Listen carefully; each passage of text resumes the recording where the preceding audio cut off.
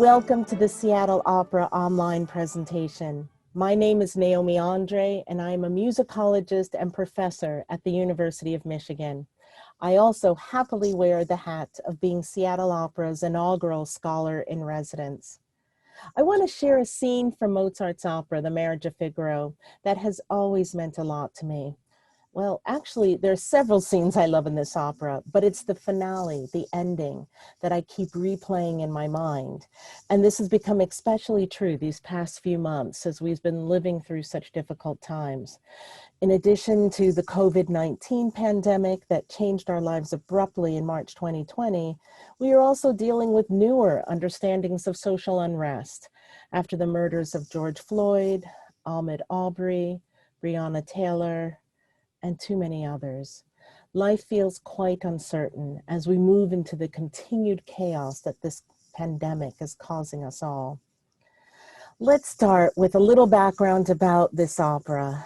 And don't worry if you're not at all familiar with this opera, opera in general, or Mozart, or even classical music at all. I love talking to people about opera who have many different experiences with it. And to my friends who say, I don't really know much about opera, and I don't really think I like it, I say, well, that's because you've never been to the opera with me. So we'll do a really smooth and gentle entry here for those of you who are newly discovering your love of opera. And to those of you who are familiar with opera, I'm so glad you're here too. Mozart's Marriage of Figaro was first performed in 1786. It is an opera well known for its gorgeous melodies, believable characters, and comic situations. Written in the years leading up to the French Revolution, the story is propelled by the dysfunctions of the court, as old and outdated power structures and decorum have all gone awry. Throughout the 4 acts, we witness the toxic behavior of the Count Almaviva, who is chased after nearly every woman in the court, while ignoring and dishonoring his wife, the Countess. In the imbroglio of Act 4, the final act, the Countess and her clever servant Susanna make a plan which involves disguise to catch the philandering Count. And the plan works. He thinks that he has caught his wife cheating, only to realize that it is he who has been ensnared in front of the whole court. With no escape, the Count finally comprehends his shame and asks the Countess for pardon. Everything comes to a head at this moment when Mozart and his librettist Lorenzo De Ponte find an unlikely resolution, well, at least by today's standards.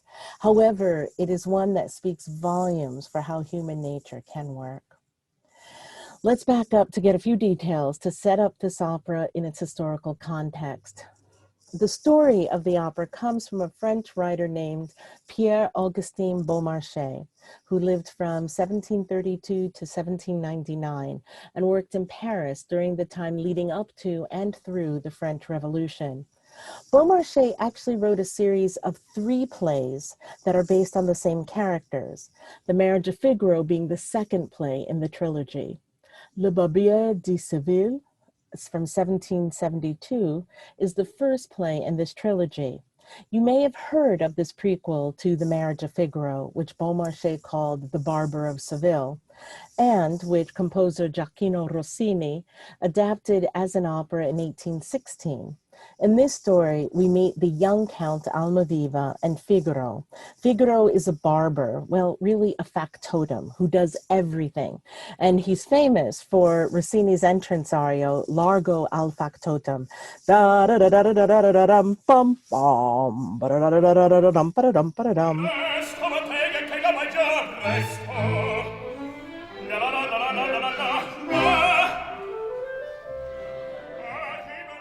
It became famous for Warner Brothers' Bugs Bunny and What's Opera Doc. In the first part of the story, Figaro helps the Count Almaviva get together with Rosina, who later becomes his wife, the Countess. Le Mariage de Figaro from 1784 is the second play in the Beaumarchais trilogy. This is the play Mozart adapted into the opera that I'll be talking about today. The story takes place during the time leading up to the wedding day of Figaro, who now works as Almaviva's head servant. Figaro is marrying Susanna, who is the Countess's maid. Hiding in the background is the plot feature that in a moment of enlightenment, the Count Almaviva has given up le droit du seigneur, the Lord's right, a supposed legal right in medieval Europe that allowed feudal lords to have sexual relations with subordinate women, in particular on their wedding night. The Count Almaviva is having misgivings about his decision to give up this right, and he's trying very hard throughout the opera to have a sexual liaison with Susanna. The last play in the Beaumarchais trilogy is La Mère Coupable from 1792. This is translated The Guilty or the Criminal Mother. This last part of the Figaro story is set about 20 years after the Marriage of Figaro. The Countess had a one-time affair with the character we meet in the Marriage of Figaro, the Count's page, Cherubino, and together they have a son, though she never tells the Count. Cherubino soon after is killed on the battlefield. The Count, it turns out, also had an illegitimate child, a daughter. These two children grow up and fall in love. And eventually, through the help of Figaro and Susanna, who are still alive and happily married, the two young lovers are able to marry since they're not full brother and sister. One of the things I love about classical music from the late 18th century is that despite the political, economic, and social upheaval around the French Revolution, music finds a way to counter the confusion and uncertainty that was happening in real life from the turmoil of the revolution.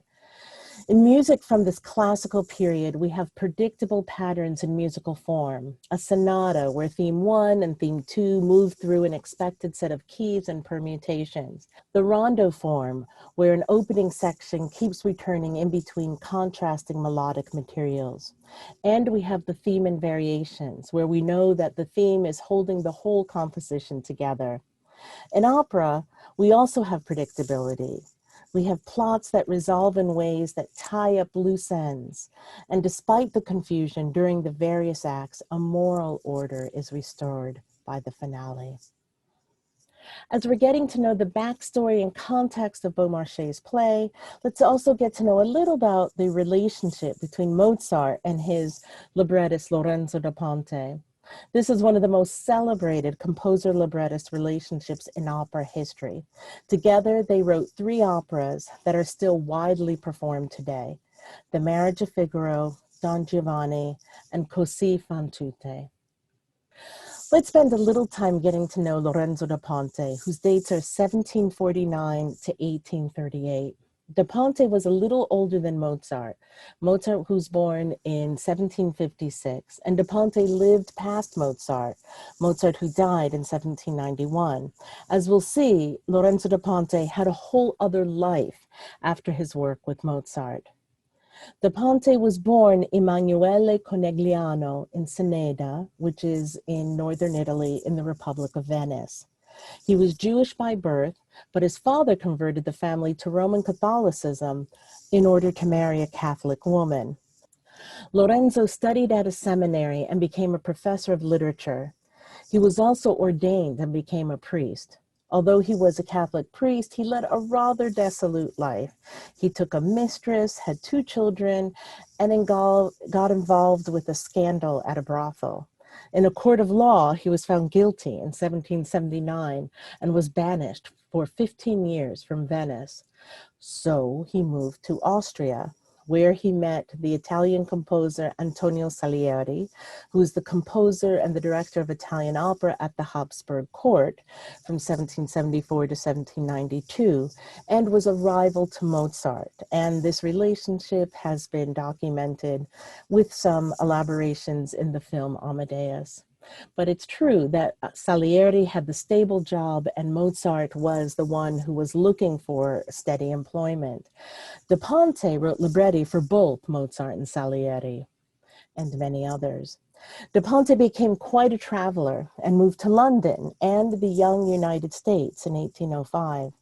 De Ponte was a grocer and general merchant in New York, and then he moved to Philadelphia. He returned to New York in 1819 and was involved with literature, translation, and Italian culture. He became a professor of Italian at Columbia College in 1825, and in fact, he was the first professor of Italian at what became Columbia University. Lorenzo De Ponte, Mozart's celebrated librettist, lived an active international life filled with intrigue. In fact, he could have been a character in one of his own operas. As already mentioned, The Marriage of Figaro was the first of 3 collaborations between Mozart and De Ponte. The Marriage of Figaro, Le Nozze di Figaro, its title was originally in Italian, premiered May 1st, 1786 in Vienna at the Burgtheater. The 2 other operas are Don Giovanni, which premiered October 29th in 1787, a year after Figaro, in Prague at their National Theater. And then the last collaboration was Così fan tutte, which premiered January 26, 1790 in Vienna, back at the same theater as Figaro, the Burgtheater. All 3 operas were progressive for their time. They moved away from the slower, less relatable plots of operas that came before them, which usually were about classical heroes and mythological subjects from the Greeks and Romans. Instead, the Mozart-De Ponte operas portrayed human characters with strengths and flaws.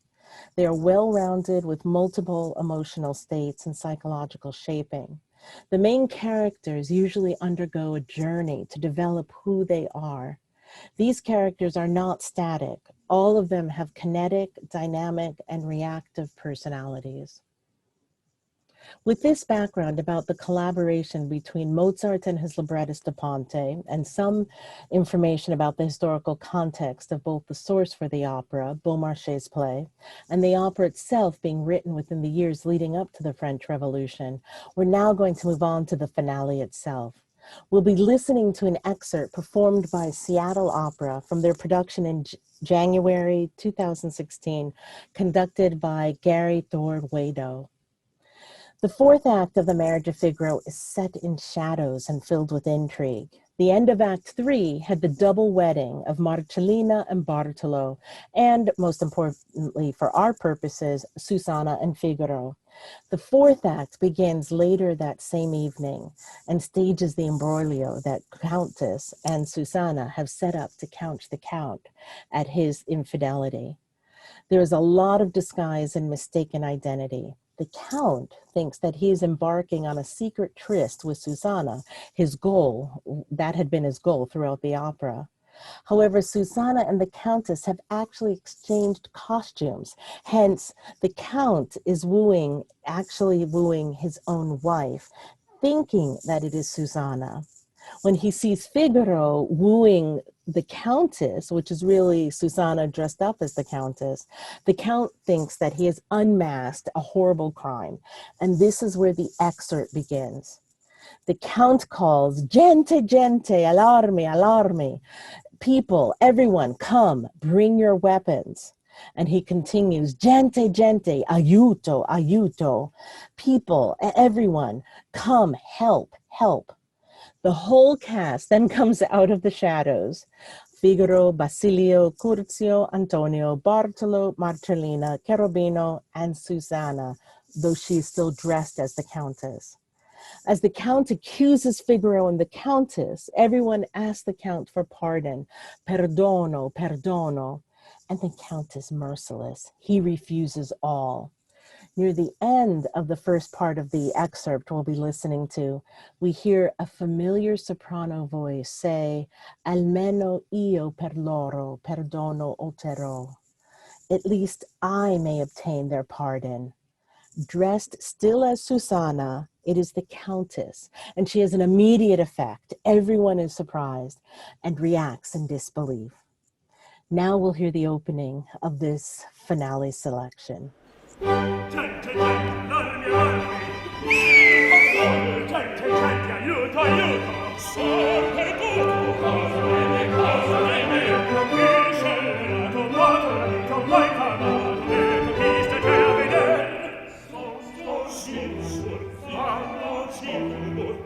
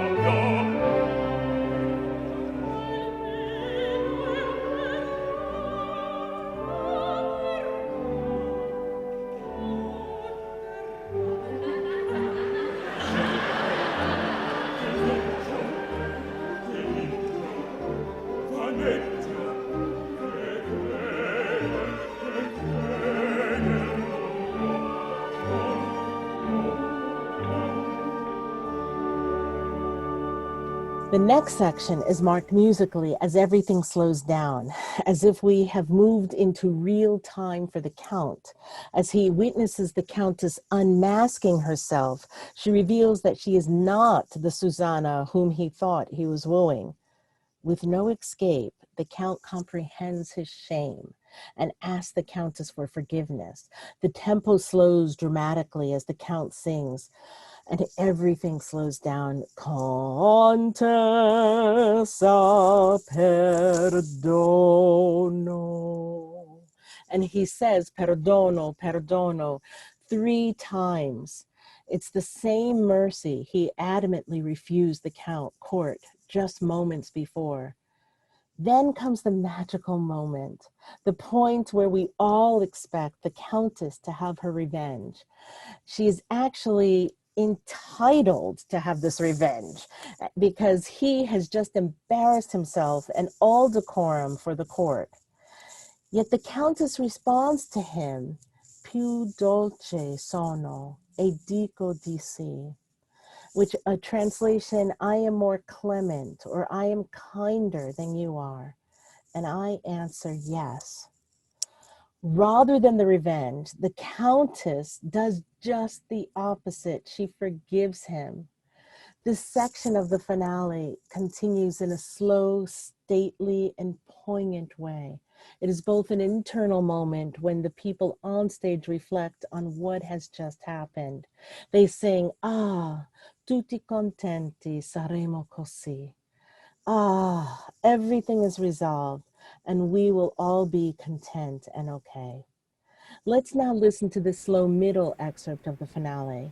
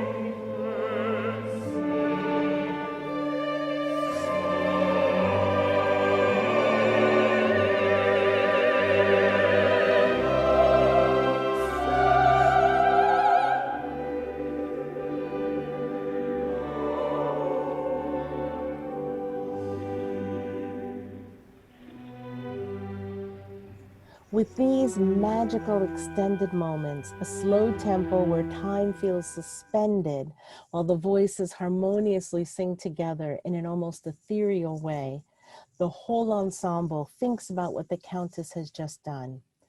And we in the audience also think about what is happening. How a court filled with such toxic narcissism, with a Count who only thinks of asserting power and satisfying his own desires. We in the audience have time to reflect on the magnitude of the Countess's mercy. Her forgiveness embodies the moral beacon and strength that had been lacking in the court. It is the Countess who is the truly noble of heart when the Count had been unable to provide just leadership.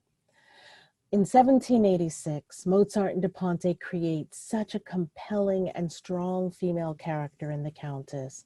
She becomes the true hero of this story.